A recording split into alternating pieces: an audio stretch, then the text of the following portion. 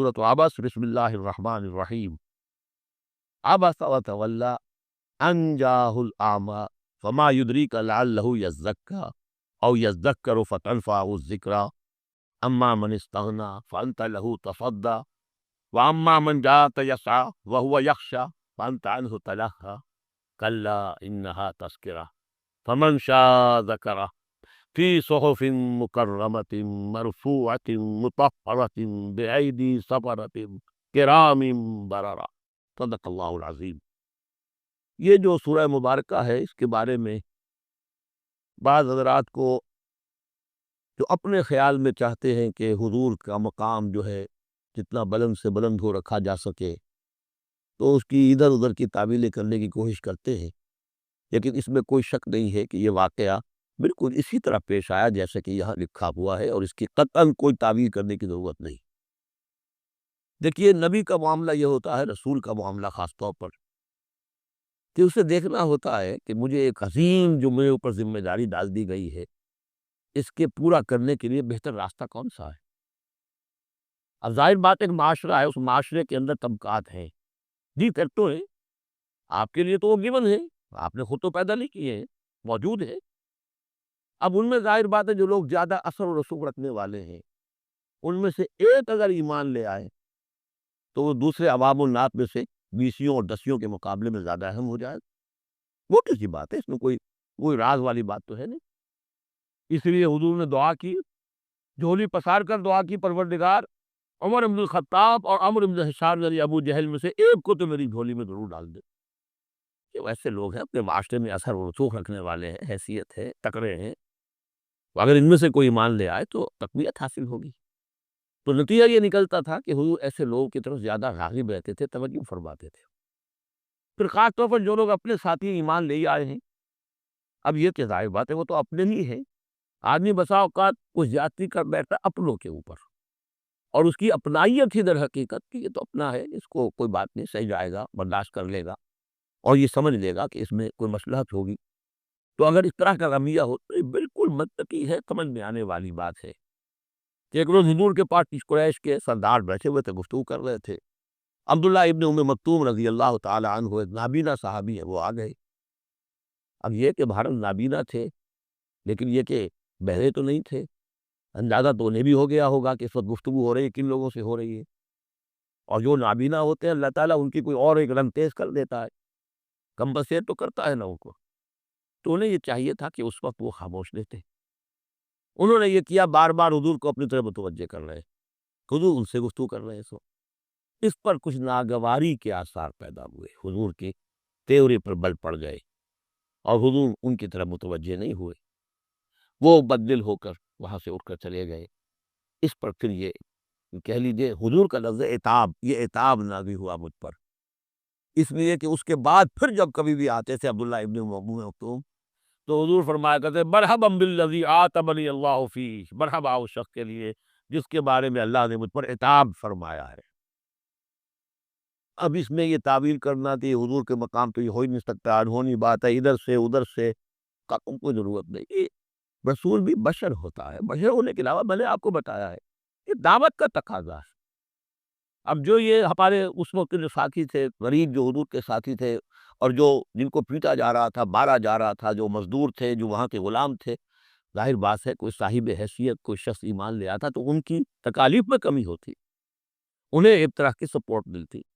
اس لیے جہاں تک نیت کا معاملہ وہ بالکل ٹھیک تھا، البتہ یہ کہ کسی وقت ایسا ہوتا ہے کہ نیک نیتی کے ساتھ میں نیکی کا جذبہ بھی ایک حد اعتدال سے تجاوز کر جاتا ہے، اور یہ قاعدہ ہے کہ حسنات الابرار سیئات المقربین، یہ درجات کی بات ہے، یہ بات عام آدمی کرتا کوئی بات نہیں تھی، یہ بات محمد سے سرزد ہوئی صلی اللہ علیہ وسلم۔ تو اللہ تعالیٰ اپنے بڑے بندوں کی جو ہے چھوٹی خطاؤں کے اوپر بھی ایسا انداز اختیار کرتے کہ جیسے ان سے بہت بڑی خطا ہو گئی ہے۔ تو یہ ہے سارے مسائل سامنے ہو تو پھر کوئی ضرورت کسی تعویل کی نہیں ہے۔ عبس وتولی، اب بار بار جو انہوں نے متوجہ کیا ہوگا تو حضور کا کہ چہرے پر کچھ تھوڑی سی ناگواری سے شکنیں پڑ گئی، اور آپ نے ان کی طرف خطاب نہیں کیا، پھر حکم پھر طرف دیکھیے، وہ دیکھ کر پھر یہ ماتھے پر شکنیں لے کر آپ نے پھر منہ موڑ لیا۔ ان جاہ الاعمی، اس بات پر کہ اس کے پاس ایک نابینا آیا، وما یدریک لعلہ یزکی، اے نبی آپ کو کیا معلوم کہ اسے وہ تزکا تزکیہ حاصل کرتا، وہ بلند مقامات آپ کی گفتگو سے استفادہ کر کے اپنے درجات بلند کرتا، اور یذکر فتنفعہ الذکریٰ، یا یہ کہ وہ نصیحت اخذ کرتا اسے وہ نصیحت مفید ہوتی۔ اما من استغنی، آپ کا معاملہ یہ ہے کہ جو مستغنی ہے، سننے کو تیار نہیں ہے، فانت لہ تصدیٰ، تو آپ ان کے فکر میں رہتے ہیں، آپ ان کے پیچھے اپنے آپ کو ہلکان کرتے ہیں۔ یہ لوگ جو ہیں یہ تو آپ کی بات سننے کو تیار نہیں ہے۔ وما علیک اللہ یزکی، اور اگر وہ پاکی اختیار نہیں کرتے تو آپ کے اوپر کوئی الزام نہیں، آپ سے پوچھ گچھ نہیں ہوگی۔ واما من جاءک یسعی، اور وہ کہ جو آیا ہے آپ کے پاس دوڑ کر چل کر آیا ہے، بھاگ کر آیا ہے، وہو یخشی، اس کے دل میں خشیت بھی ہے، فانت عنہ تلہی، تو آپ اس سے کچھ استغنا اور تغافل برت رہے ہیں۔ کلا، ایسا نہ کیجیے، انہا تذکرہ، یہ قرآن تو یاد دہانی ہے، فمن شاء ذکرہ، جو چاہے اس سے نصیحت اخذ کر لے۔ ابو جہل نہیں کرتا دفع ہو، ابو لہب نہیں کرتا دفع ہو، جو کرنا چاہتے آپ کی توجہ ادھر ہونی چاہیے۔ جیسے سورہ کہف کے اندر آیا، وَاصْبِرْ نَفْسَكَ مَعَ الَّذِينَ يَدْعُونَ رَبَّهُمْ بِالْغَدَاةِ وَالْعَشِيِّ يُرِيدُونَ وَجْهَهُ وَلَا تَعْدُ عَيْنَاكَ عَنْهُمْ تُرِيدُ زِينَةَ الْحَيَاةِ الدُّنْيَا وَلَا تُطِعْ مَنْ أَغْفَلْنَا قَلْبَهُ عَنْ ذِكْرِنَا وَاتَّبَعَ هَوَاهُ وَكَانَ أَمْرُهُ فُرُطًا۔ تو یہ مختلف مواقع پر یہ بات آئی ہے، لیکن ظاہر بات ہے کہ حضور معاذ اللہ ثم معاذ اللہ ثم معاذ اللہ کسی ذاتی غرض کی وجہ سے تو نہیں، اور یہ ہمیشہ ہوگا دعوتوں میں، تحریکوں میں۔ ظاہر بات ہے ہر طرح کے لوگ ہوتے ہیں، اب جو بھی داعی کوئی ہے، کوئی کسی جماعت کا امیر ہے، اب اس کا وہی ہوگا، اور وہ چونکہ کمپلشن ہے کہ جو لوگ معاشرے میں زیادہ مؤثر ہیں، صاحب حیثیت ہیں، ان کا ایمان لے آنا، ان کا ساتھ آ جانا، کسی تحریک میں شامل ہو جانا، وہ اس تحریک کے لیے، اپنے لیے نہیں، ذات کے لیے نہیں، اس تحریک کے لیے، اس دعوت کے لیے، اس مقصد کے لیے یقیناً مفید رہے، اس حوالے سے معاملہ رہے گا، اور اس میں یقیناً پھر ایسا ہوتا ہے کہ دوسرے طبقات کے لوگ جو ہیں وہ پھر اسے محسوس کرتے ہیں، مغایرت سی ہو جاتی ہے۔ یہ در حقیقت دنیا میں بھی یوں سمجھیے کہ ہر اعتبار سے یہ پل صراط جسے ہم کہتے ہیں کہ اس کو بال سے زیادہ باریک اور تلوار کی دھار سے زیادہ تیز ہوگی، وہ اس دنیا میں بھی ہے۔ دو انتہاؤں کا معاملہ ہر وقت رہتا ہے۔ کوئی شخص جو ہے وہ اپنی خود دان عزت نفس کی وجہ سے ایک رویہ اختیار کرتا، دوسرا سمجھتا متکبر ہے یہ۔ ایک شخص ہے جو کسی کے ساتھ ملائمت سے پیش آتا ہے، دوسرا سمجھتا ہے میری خوشامد کر رہا ہے، چاپلوسی کر رہا ہے۔ تو ان دونوں چیزوں کے اندر تکبر اور خودداری، بس یوں سمجھیے کہ قدم فاصلہ دارن میں، کہ قدم بھی بڑی شے ہے، وہ باریک بال ہی ہے درمیان میں، کہ خودداری کسے کہتے اور تکبر کسے کہتے۔ تو اس میں یہ ہے کہ ہر معاملے کے اندر کوشش ہونی چاہیے درمیانی راستے کی، جتنی بھی انسان کر سکے۔ یہاں جس شان کے ساتھ قرآن کا ذکر ہوا ہے، اس قرآن مجید کو بھی آپ اپنا جس طریقے سے اپنی فرض رسالت کی ادائیگی کے لیے جس طرح آپ اپنے آپ کو ہلکان کر رہے ہیں، اس میں ایک پہلو اور بھی ہے، اس قرآن کی بھی توہین ہو رہی ہے۔ اس قرآن کو بھی لیے آپ پھر رہے ہیں، ان کو دے رہے ہیں، پڑھو اور سنو اور سمجھو، پھر میں سناتا ہوں، پھر سناتا ہوں۔ کلا انہا تذکرہ فمن شاء ذکرہ، نہیں نہیں نہیں، یہ تو ایک نصیحت ہے، جو چاہے اخذ کرے، جو نہیں کرنا چاہتا نوا ہو۔ فی صحف مکرمۃ، اور یہ قرآن اصل میں تو ہے بڑے باعزت صحیفوں میں، بلکہ یہ چوتھا مقام آ گیا، اگرچہ یہاں پہ لفظ نہیں آیا ہے وہ، جیسے کہ ہم پڑھ چکے ہیں حوامیم کے سلسلے میں۔ یہ قرآن کہاں ہے؟ وَإِنَّهُ فِي أُمِّ الْكِتَابِ لَدَيْنَا لَعَلِيٌّ حَكِيمٌ، یہ تو ام الکتاب کے اندر ہے، جو ہمارے پاس ہے، اور بڑے بلند مقام پر ہے۔ اور سورہ واقعہ میں ہم پڑھ چکے ہیں، یہ قرآن کہاں ہے؟ فی کتاب مکنون لا یمسہ الا المطہرون، یہ تو چھپی ہوئی کتاب میں ہے، مخفی کتاب میں ہے، اسے چھو ہی نہیں سکتے مگر صرف وہی جو نہایت پاک باز ہے۔ کون ہے نہایت پاک باز؟ فرشتے ہیں، ان کے ساتھ نفس امارہ ہے ہی نہیں، ان کے ساتھ وہ عالم خلق کا وہ تقاضا ہے ہی نہیں، وہی ہے کہ جو اس کے وہاں پر جو ہے ان کے سامنے وہی لکھنے والے، ابھی آ جائے گا لکھنے والے، آگے چل کر آئے گا۔ وہ یہ قرآن کہاں ہے؟ بل ہوا قرآن مجید فی لوح محفوظ، تو لوح محفوظ، کتاب مکنون، ام الکتاب، اصل قرآن وہاں ہے، جیسا کہ بارہا میں نے کہا، یہ تو قرآن کی مصدقہ نقول ہے جو اللہ نے ہمیں فراہم کر دی، اصل قرآن وہاں ہے، اسی کا تذکرہ یہاں ہو رہا ہے فی صحف مکرمۃ۔ وہ ام الکتاب جو ہے وہ تو بڑے مکرم، بڑے معزز باعزت برقوں میں ہے، مرفوعہ، بلند و بالا، مطہرہ، نہایت پاک، بے ایدی سفرت، وہ ان کے ہاتھوں میں ہے لکھنے والے فرشتے، وہاں سے نقلیں تیار کر کر کے بھی تو آخر بھیج رہے ہیں نا وہ، بے ایدی سفرت کرام بررا، اور وہ خود بھی بڑے باعزت ہیں، بڑے نیک ہیں۔ تو یہ ہے قرآن مجید کا مقام۔ تو آپ اس قرآن مجید کے ساتھ بھی اس کے مقام کو سمجھتے ہوئے معاملہ کیجئے، جو اس کی توہین کرتا ہے اسے دفع کیجئے، اس کو منہ نہ لگائیے، اور آپ تو اپنے آپ کو جو بھی آپ کے پاس چل کر آئے اور جو واقعتاً طالب ہو ہدایت کے اور نیکی کے اور تقویٰ کے، ان پر توجہ دیجیے۔ قتل ما اکفرہ، ہلاک ہو جائے یہ انسان کس قدر یہ ناشکرا ہے، من ای شیء خلقہ، کبھی سوچے یہ اللہ نے اسے کس چیز سے پیدا کیا ہے، من نطفہ، ایک بوند سے، خلقہ، اسے بنایا، فقدرہ، اس کا ایک اندازہ مقرر کر دیا۔ دیکھیے ہر انسان کا ایک اندازہ ہے، شاکلہ۔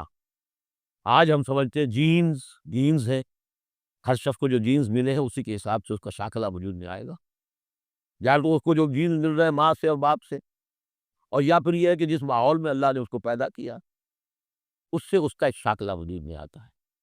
تو فرمایا تو اس کا پھر ایک اندازہ بھی ہم نے مقرر کر دیا، ثم کمیل یسرہ، پھر ہم نے آسان کر دیا اس پر راستہ۔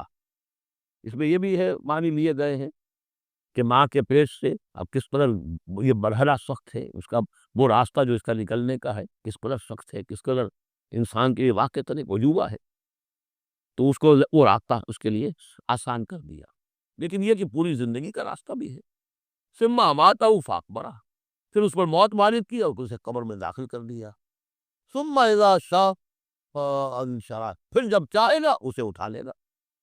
اب اس میں جو اثر ہے ردم کو دیکھیے، جب نے یہ کیا پھر یہ کیا پھر یہ کیا پھر یہ کیا پھر تو کیا یہی مشکل ہے کہ دوبارہ اٹھا نہیں سکتا؟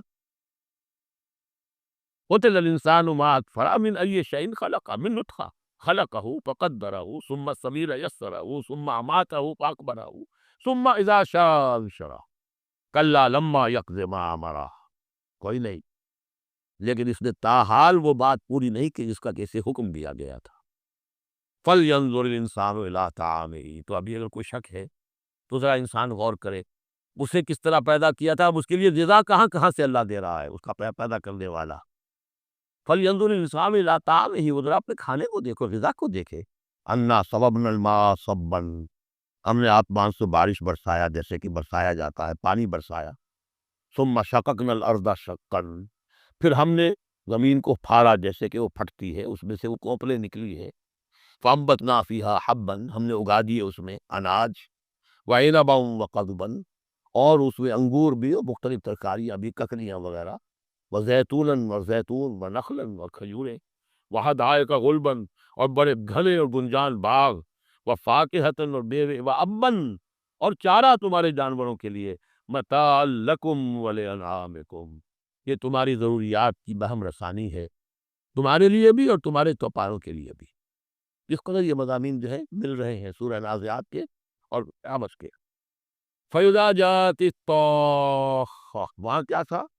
فَإِذَا جَاءَتِ الطَّامَّةُ الْكُبْرىٰ، یہاں آیا فَإِذَا جَاءَتِ الطَّامَّةُ، جب وہ آ جائے گی کان پھوڑنے والی، یعنی جب وہ سور میں پھونکا جائے گا تو وہ جو کان پھوڑنے والی آواز آئے گی، یوم یفر المرء من اخیہ، اس دن بھاگے گا انسان اپنے بھائی سے، وَأُمِّهِ اور اپنی ماں سے، وَأَبِيهِ اور اپنے باپ سے، وَصَاحِبَتِهِ اپنی بیوی سے، وَبَنِيهِ اپنے بیٹوں سے، لِكُلِّ امْرِئٍ مِّنْهُمْ يَوْمَئِذٍ شَأْنٌ یُغْنِیہ، ہر جان کے لیے، ہر انسان کے لیے اس دن ایک ایسی جان پر بنی ہوگی جو ہر ایک سے اسے بالکل بے خبر کر دے گی، وہ اسی میں نفسی نفسی اسی میں الجھا ہوا ہوگا۔ وجوہ یومئذ مسفرہ، اب وہی نقشہ جو سورہ قیامہ میں آیا تھا، وجوہ یومئذ ناظرۃ الی ربها ناظرہ، ووجوہ یومئذ باسرۃ تظن ان یفعل بها فاقرہ، وجوہ یومئذ مسفرہ، بہت سے چہرے ہوں گے اس روز روشن، ضاحکۃ مستبشرہ، تبسم ہوگا ان کے چہروں پر، ہنس رہے ہوں گے اور خوشیاں منا رہے ہوں گے۔ ووجوہ یومئذ علیہا غبرہ، اور کچھ چہرے ہوں گے ان کے اوپر دھول پڑی ہوگی، غبار آلود، ترہقھا قطرہ، ان پر سیاہی چھائی ہوئی ہوگی، اولئک ھم الکفرۃ الفجرہ، یہی ہے وہ کہ جو منکر ہے اور فاجر ہے، اپنے نفس کے تقاضوں کو پورا کرنے کے لیے وہ تمام حدود سے اور قیود سے آزاد ہو جاتے ہیں۔ بارک اللہ لی و لکم فی القرآن العظیم ونفعنی وإیاکم بالآیات والذکر الحکیم۔